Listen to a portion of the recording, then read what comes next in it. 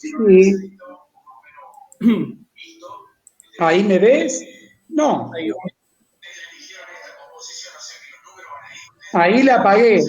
Un micrófono y una pantalla. Sí. Hago así con la pantalla y ahí me veo. Te veo a vos. Uno que dice Andrea.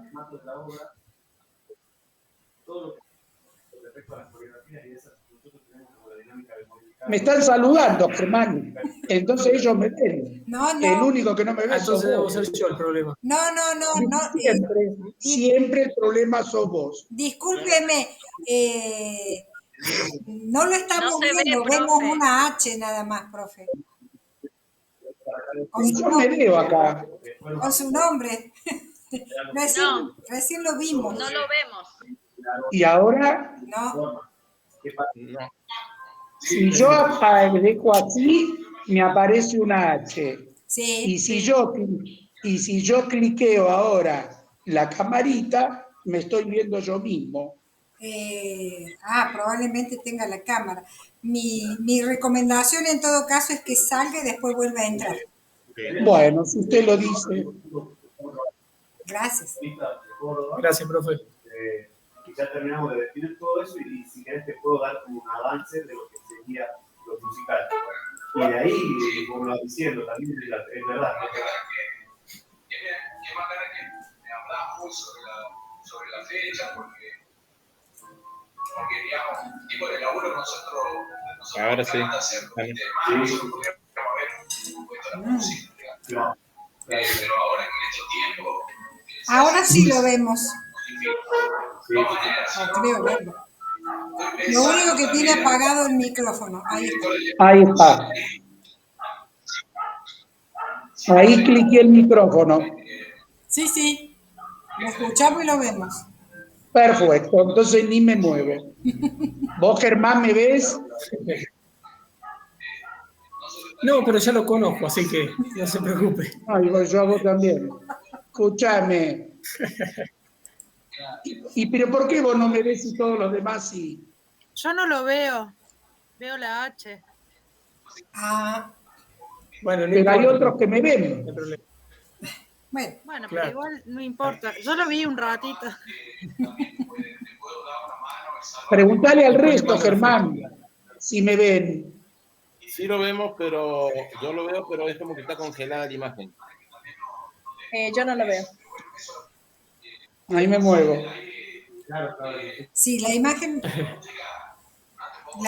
está congelada, pero se lo escucha. Bien. ¿Tengo que tocar Debe ser algo? un tema de Wi-Fi. de conectividad, quizás. Y sí, porque si algunos me ven es que más o menos está. ¿Querés que salga y vuelva a entrar de nuevo? Estaría bueno. Si no es molestia, profe, hacemos el tercer No, intento. no es molestia. Así vemos a Brad Pitt. Yo tengo también unas partituras también de un compositor que la traje a buscar, que también es salteño y también escribió sobre Güemes. Y después hay una música que yo arreglé, un malambo. Sí. Profe, por ahí estaría bueno que todos nos silenciemos para que no se escuchen los ruidos de atrás, ¿no? Porque hay como muchos micrófonos encendidos, me parece. ¿Y ahora? No. ¿Y ahora? Yo veo la H. No se lo ve. El profe como que se congeló, me parece. Ahora sí, se ve la H. Nuevamente. ¿Y si hago así? No. Y el profe Germán quedó congelado.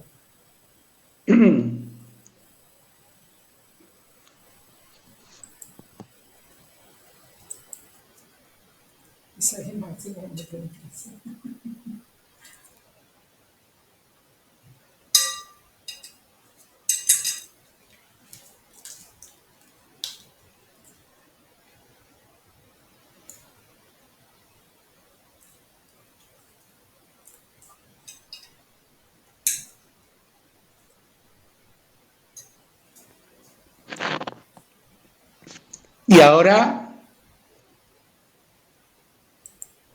No, sigue la H.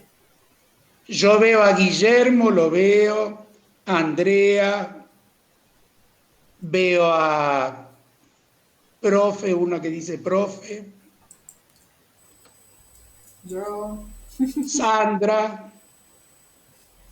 Yo las veo todos moviéndose y todo. Pero a usted no lo vemos, profe. Recién se veía, profe. Ahora se volvió a poner la H. ¿Qué hice yo? Entonces no sé cómo sacarlo esto. Ay, qué linda. Una me dice, tiene que activar la cámara. Y sí, ahí la tengo. Desactivada y ahora la activo.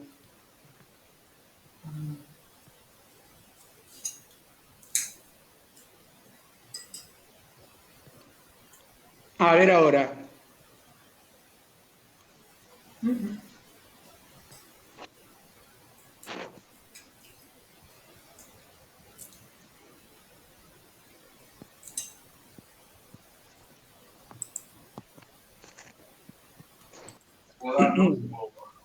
Sí, sí, Ahí me era por ves. una cuestión de- Yo no lo veo. no, pero no importa. Porque ayer justamente, no, ayer no.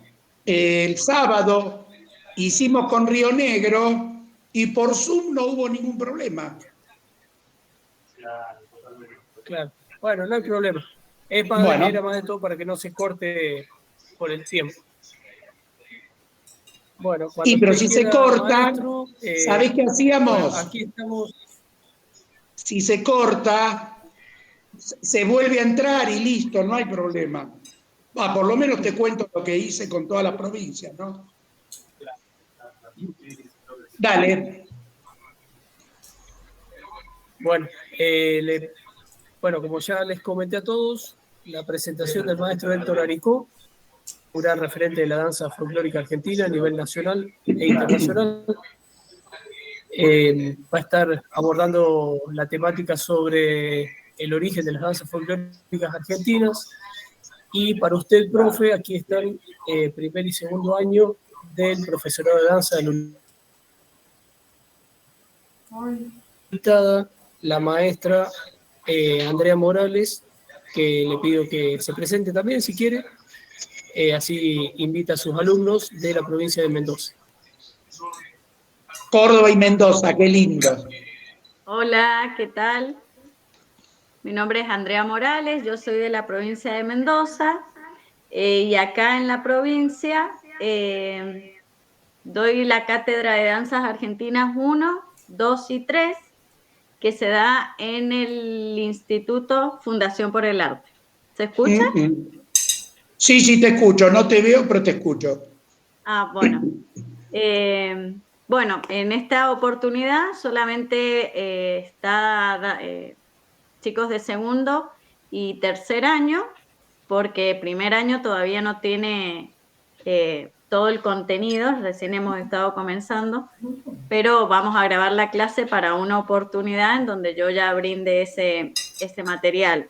Los chicos estudiamos en base de su libro, así que están sumamente agradecidos con esta oportunidad y yo con mi profe Germán Boneto también por haberme dado esta oportunidad. Así que espero sea aprovechable para todos y un placer compartir. Bueno, muchas gracias. Germán, vos sos el jefe, vos me decís. Cuando me decís, largamos, comienzo. Cuando usted quiera, maestro, comience. Bueno, listo. Voy a tratar entonces de hablar de alguna manera pausada, como para que se entienda por estos problemitas de conexión. Germán había mencionado el tema, el origen de las danzas folclóricas argentinas.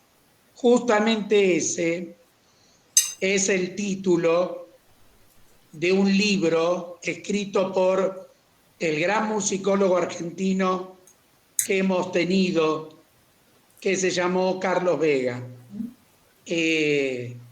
Un pionero y una labor inmensa que realizó desde la musicología, donde también incluyó el rescate de los bailes tradicionales. Si bien en este libro, que fue publicado en el año 1956, él plantea toda su teoría sobre el origen de los bailes, ya lo venía presagiando desde ediciones anteriores, Danzas y Canciones Argentinas, ediciones de la década del 30, año 32, año 36, 1936, ya venía presagiando todo este estudio que estaba realizando para plantear su teoría. ¿Por qué teoría difusionista? Porque justamente eso es lo que sostiene como postulado final de su trabajo de investigación don Carlos Vega. Y esto es que las danzas se han transmitido por difusión. Ahora vamos a ir analizando paso por paso. Pero antes quiero decir, todos ustedes saben que los argentinos tenemos un Instituto Nacional de Musicología en Cava, en la Ciudad Autónoma de Buenos Aires, y que justamente su nombre es Carlos Vega. Digo esto porque después han transitado por nuestra historia muchos otros autores, algunos con la intención de desestimar a Carlos Vega, pero es muy gracioso porque después terminan diciendo lo mismo que dijo Vega. Estamos autores de Argentina e incluso de Uruguay.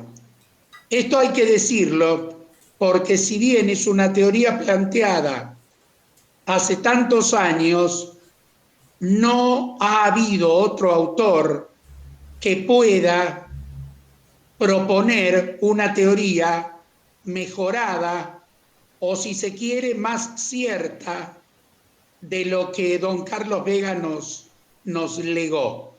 Y en ese sentido a mí me gusta, como docente de tantos años, que hay que ser respetuoso con el trabajo de cada autor. Y honestamente Carlos Vega desarrolló una obra colosal, desde la musicología de la época de la colonia hasta el tema que nos ocupa, que es el de los bailes tradicionales. Yo les hablaba de teoría difusionista. Carlos Vega se inspira en el trabajo previo del año 1933 de un musicólogo alemán muy reconocido que se llamó Kurt Sachs y que escribió La Historia Universal de la Danza. Es un trabajo extensísimo, es un libro muy prominente, muy grande, que abarca la idea de la danza a través del mundo, es decir, en las distintas culturas mundiales. Vega toma de él todo lo referido al mundo occidental, es decir, le llamamos mundo occidental al estudiar a todo el continente americano más todo el continente europeo. Entonces, estos términos que vamos a plantear tienen que ver con nuestro mundo, el mundo occidental, Europa y América. Si hablamos de África, la historia de la danza es otra. Y si hablamos de Asia, por supuesto que es otra totalmente diferente, y lo mismo Oceanía. Entonces, se inspira en este señor Kurt Sachs y se inspira en un filósofo, psicólogo y criminalista francés llamado Gabriel Tarde. Lo que escribe Gabriel Tarde, que es una obra muy interesante, son las leyes sociológicas de la imitación. Gabriel Tarde plantea que hay dos tipos de imitación. Una imitación lógica. Vamos a dar un ejemplo de lo que sería una imitación lógica. Es una imitación, por ejemplo, que se usa en las ciencias. Entonces, los científicos, vamos a hablar en el desarrollo de una vacuna, por ejemplo, toman todo lo estudiado por los anteriores para continuar la investigación y en lo posible llegar a avanzar hacia el resultado mejor. Esa sería una imitación lógica. Se toma lo que hay para continuar avanzando. Y Tarde dice que hay otra imitación que es extralógica, que es la imitación espontánea y que es la imitación inherente, es decir, no nata, inherente directamente al ser humano. Y es que el ser humano, de acuerdo a la cercanía, se va imitando con el resto del grupo, porque eso le significa pertenencia. Nosotros tenemos ejemplos claros, ¿no?, en nuestras familias, porque todos habremos tenido en algún momento un bebé en la familia, y cuando los bebés son chiquitos, todo lo aprenden por imitación. Nosotros nos ponemos enfrente, palmoteamos, y el chiquitino, la chiquitina, lo que hace es repetir lo que nosotros estamos haciendo. O sea, directamente no lo analiza, se imita espontáneamente. Esta es la parte de la imitación que Gabriel Tarde sostiene y que Vega toma para desarrollar el origen de los bailes. Teniendo en cuenta entonces a estos dos pilares, lo que hace Vega es decir, vamos a plantear cómo se originaron los bailes. Lo que hace primero es desechar 4 postulados. 4. Porque estos postulados los habían mencionado autores anteriores, pero no lo pudieron desarrollar. Entonces, él lo que hace es, los menciona y explica por qué los desecha. Primer postulado, que las danzas argentinas derivan de las danzas españolas. Vega dice que si bien existió el contacto del folclore español con el folclore argentino, no se puede confirmar que deriven de las danzas españolas, porque en Argentina se bailaron muchos bailes que muchos de ellos España no los practicó. Entonces quiere decir que esos bailes llegaron por otra vía, no necesariamente España. Uno de ellos es el minué. ¿Se entiende? Sí. Entonces, él, ¿qué admite? Admite el contacto de folclore a folclore. Justo ustedes que están en Córdoba, uno de los casos, y el más notorio, es el de la jota. El acriollamiento argentino de la jota española, que se debió a este tema de la conexión de los inmigrantes con la población criolla. Nosotros hoy conocemos, desde la enseñanza institucional, 2 jotas, la jota cordobesa, que es la más popular, y la jota puntana, que es la que presentó Raúl Vidal. Se sabe, porque Isabel Aretz recogió melodías de jota, que también hubo jota en La Rioja. Se sabe que también hubo jota en Tucumán. Se sabe que también hubo jota en el sur de Salta, y es posible hasta que en Santiago del Estero. Lo que no se sabe es cómo se bailaron esas jotas, porque lo que Isabel Aretz alcanzó a recoger es solo música.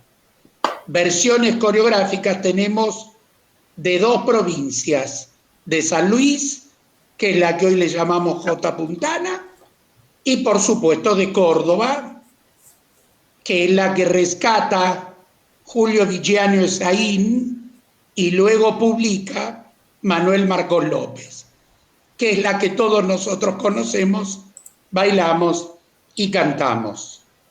Entonces ahí Vega admite que ese contacto existió de folclore con folclore y de España directamente con Argentina.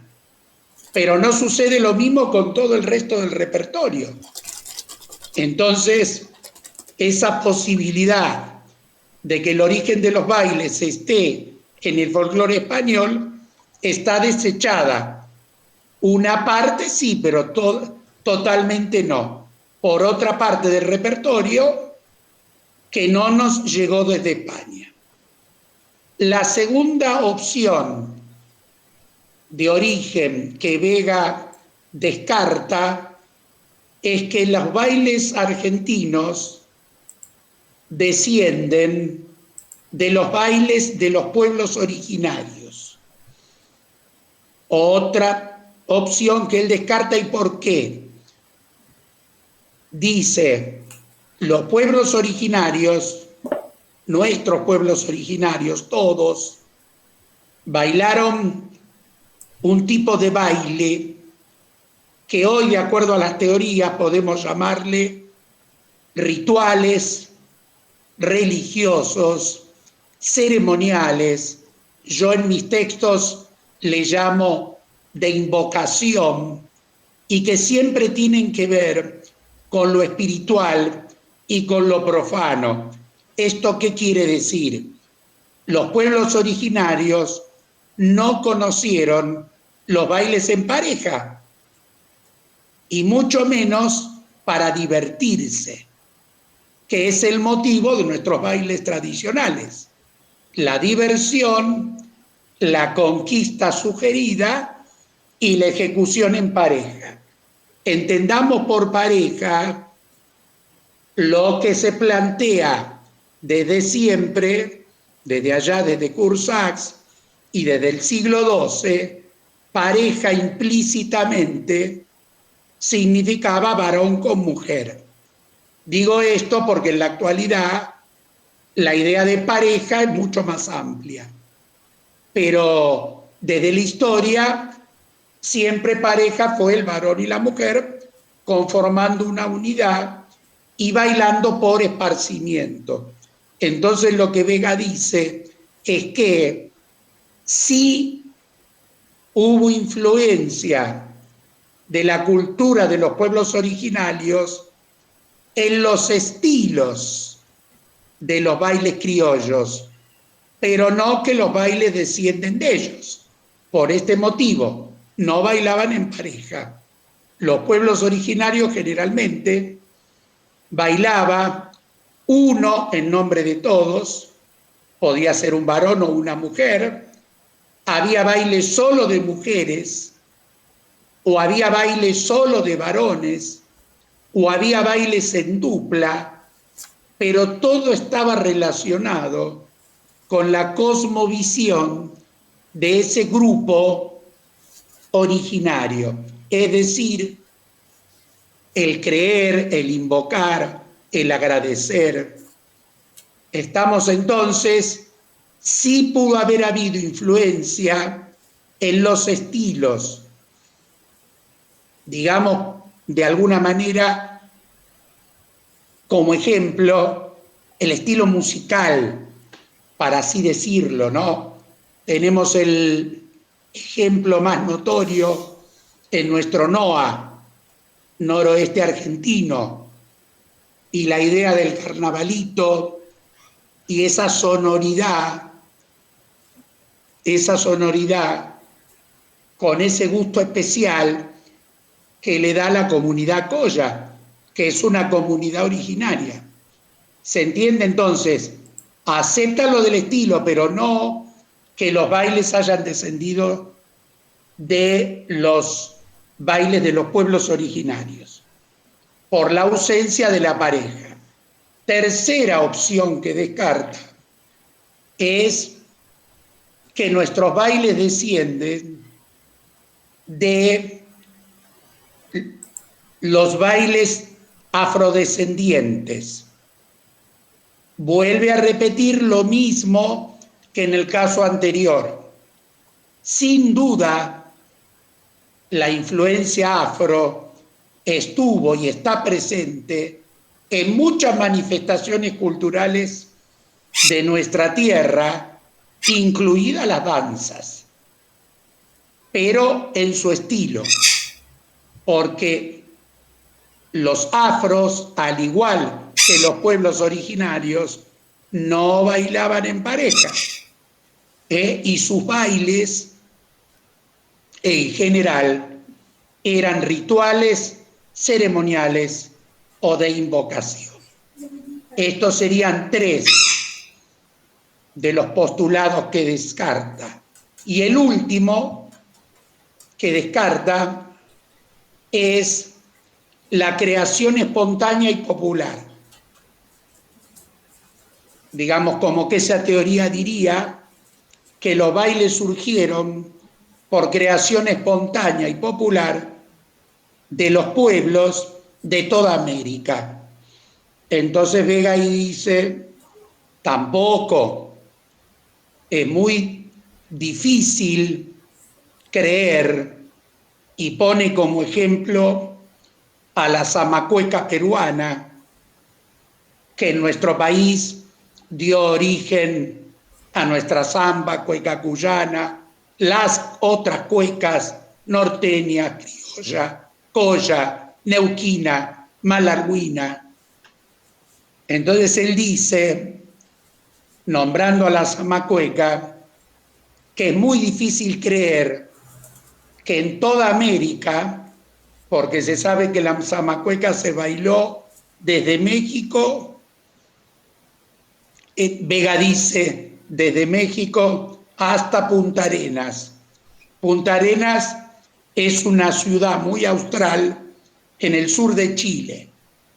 Entonces él dice que es muy difícil creer que desde México hasta el sur de Chile los pueblos hayan coincidido en crear la misma danza con los mismos patrones coreográficos, con la misma música y, como si esto fuera poco, con el mismo nombre. Y que todos hayan creado eso espontáneamente al mismo tiempo. Esos son los 4 orígenes citados por otros autores y que Vega, al comenzar su explicación, descarta dando estos motivos.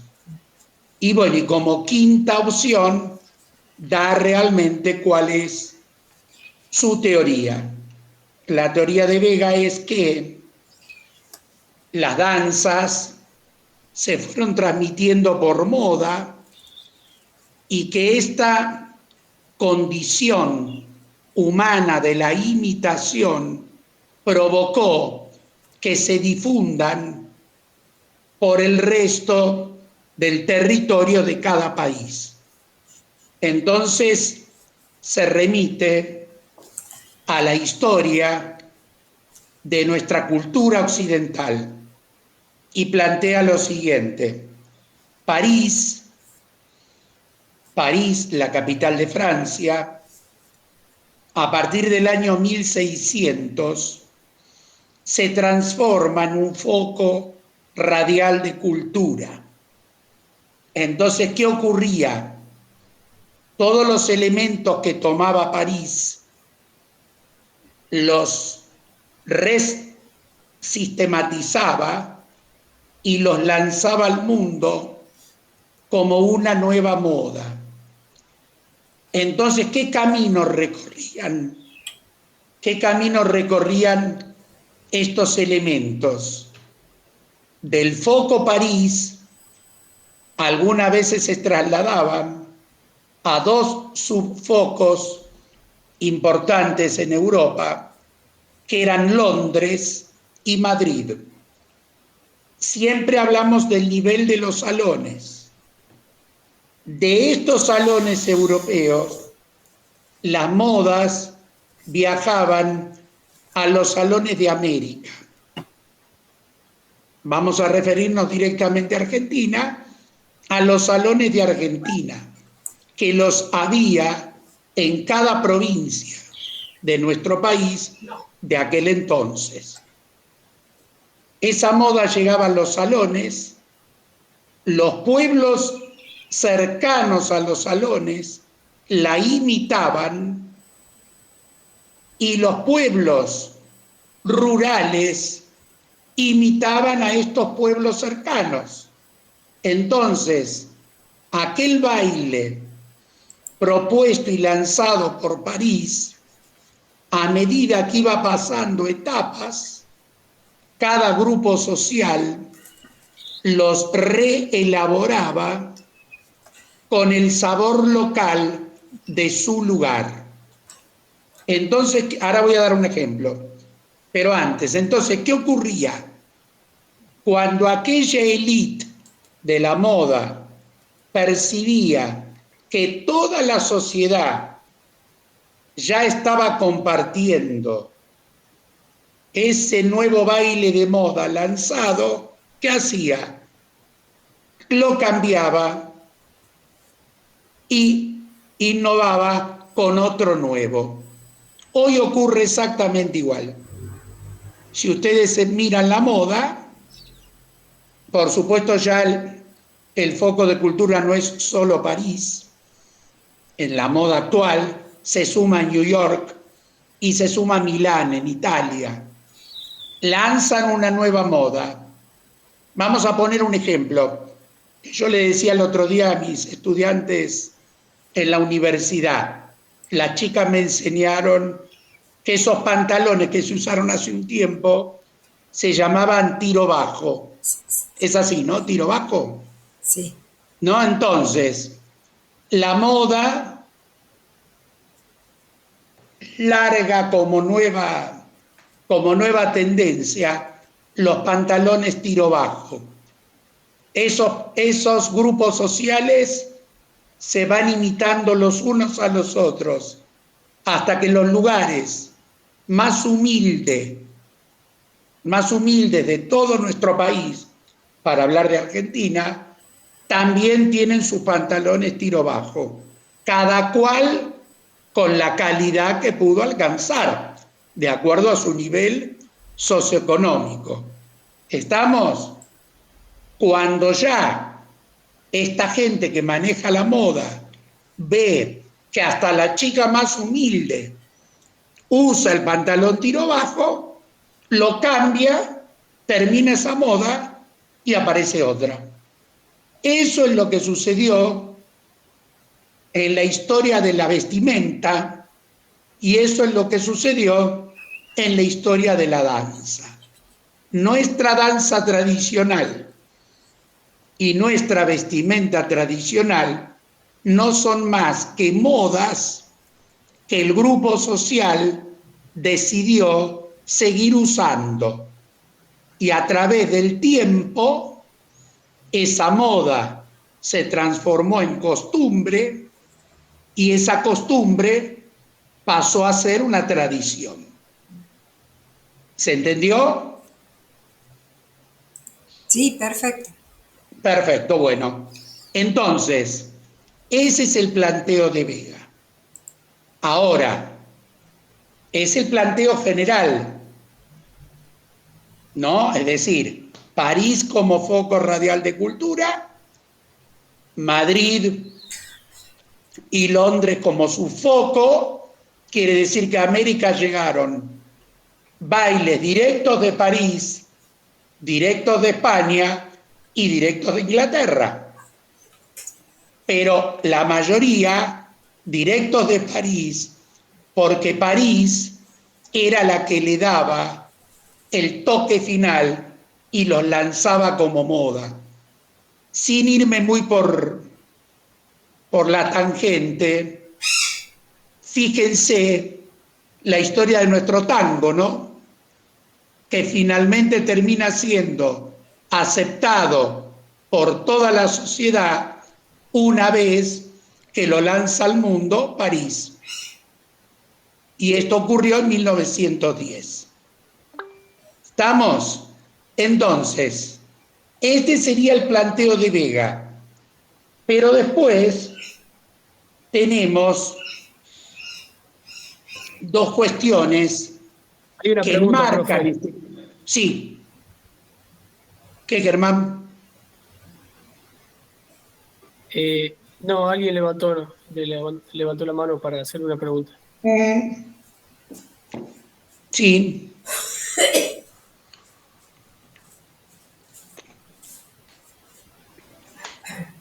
Bueno, se cayó. No importa. ¿Ya está? ¿Sigo? Sí. Bueno, después le haces la pregunta. Bueno, si se entiende esto, cuando uno estudia los documentos, esto tiene lógica, porque todos los bailes han llegado a nuestros salones, y con el correr del tiempo los terminó bailando hasta la campaña. Me voy a referir a la primera danza, esto sí anótenlo, gente, a nuestra primera danza de factura local, la primera danza criolla, o sea, de reelaboración criolla de nuestro país. Y esa danza es el cielito. Fue la primera danza que los argentinos tuvimos como factura criolla antes de ser Argentina, antes incluso de ser Argentina. Éramos Provincias Unidas del Río de la Plata y ya el cielito, desde antes de comienzo del siglo XIX, se bailaba. ¿Qué es el cielito en definitiva? El cielito es la contradanza europea reelaborada en los salones de Argentina, vuelta a reelaborar por esos pueblos cercanos a los salones y finalmente reelaborada por nuestros habitantes criollos. Por supuesto, con un modo absolutamente propio y local, con coplas y con una temática musical de acompañamiento para bailes de conjunto. Si hoy un inglés mirara nuestro cielito, tal vez reconocería algunas figuras de su country dance, o un francés algunas figuras de su country dance, pero lo mirarían como un descubrimiento y hasta les cae simpático, sin saber en absoluto que nuestro baile, hecho de esa manera, es definitivamente argentino. Digo el cielito porque en algunas clases los estudiantes dicen el gato. En realidad el gato también es muy nuestro, pero el gato nos llegó desde Perú, vía Perú, Chile, Argentina, ya como gato, con nombre, con patrones coreográficos y con música en 6x8, tal cual lo conocemos. Obviamente que lo que le dimos fue un sabor absolutamente nuestro, pero ya vino como gato. El cielito no. El cielito lo creamos nosotros en base a esa forma de baile de conjunto que es la country dance. Aclaro brevemente, la que surge es la country dance inglesa. Esto anótenlo. Luego pasa a Francia. Francia elabora la country dance francesa. Quiere decir que no tomó la traducción del nombre del baile, porque country dance significa danza del campo. Lo que tomaron fue la fonética. Country dance es como los franceses repitieron country dance. No tomaron la traducción. Y los españoles siguieron el mismo camino. Habrán dicho ya que estamos. Y entonces la llamaron contradanza. Si me preguntan qué quiere decir contradanza, nada. Nada. Porque está tomado de la fonética. Ni franceses ni españoles hicieron la traducción. Y existieron las tres. La inglesa, que es original, la reelaboración francesa, inspirada en la inglesa, y la española, que está inspirada en la francesa y en la inglesa. Y a la Argentina llegaron las tres. Aquellas figuras que tienen que ver con los long ways serían las calles, como nosotros nos ubicamos en el pericón para bailar pareja frente a pareja, eso se llama long ways. Eso está tomado de la forma inglesa. Y las figuras redondeadas, en el cielito, por ejemplo, unos detrás de otros, o la misma ronda, está más tomada de la forma francesa y española.